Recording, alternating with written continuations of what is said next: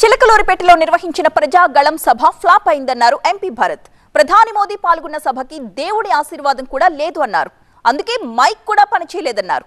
ఆంధ్రప్రదేశ్ రాష్ట్రానికి తీరని అన్యాయం చేసింది టీడీపీ, జనసేన, బీజేపీ కాదా అని ప్రశ్నించారు భరత్. ప్రధానమంత్రి గారు, మాజీ ముఖ్యమంత్రి చంద్రబాబు నాయుడు గారు, మరి ఫిలిం యాక్టర్ పవన్ కళ్యాణ్ గారు, ఈ ముగ్గురి యొక్క షో అట్టర్ ఫ్లాప్.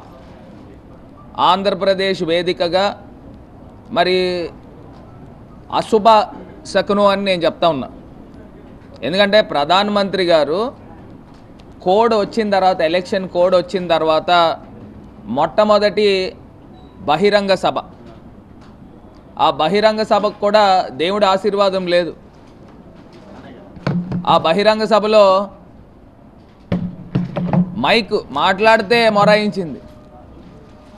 అంటే ఆంధ్రప్రదేశ్ రాష్ట్రానికి, ఆంధ్రప్రదేశ్ ప్రజలకి, తెలుగువాడి ఆత్మ గౌరవానికి అన్యాయం చేసింది ఎవరైనా కానివ్వండి.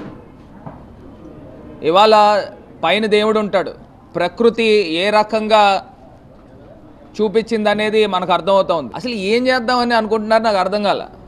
ఇప్పుడు ఆంధ్రప్రదేశ్ రాష్ట్రానికి తీరని అన్యాయం చేసింది ఈ BJP party, Telugu Desam party, Janasena party కాదా అని ఇవాళ నేను సూటిగా ప్రశ్నిస్తూ ఉన్నా.